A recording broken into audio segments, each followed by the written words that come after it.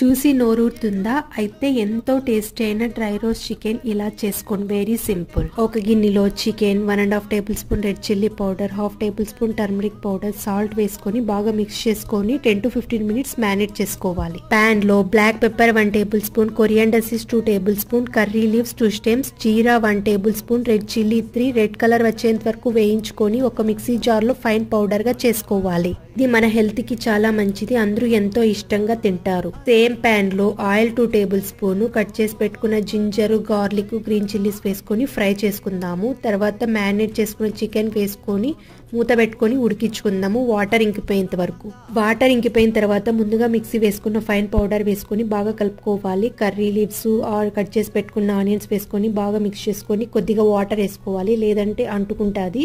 బాగా మిక్స్ చేసుకున్న తర్వాత కొత్తిమీరతో గార్నిష్ చేసుకోవాలి. అంతే. నా వీడియో నచ్చితే లైక్, షేర్, సబ్స్క్రైబ్.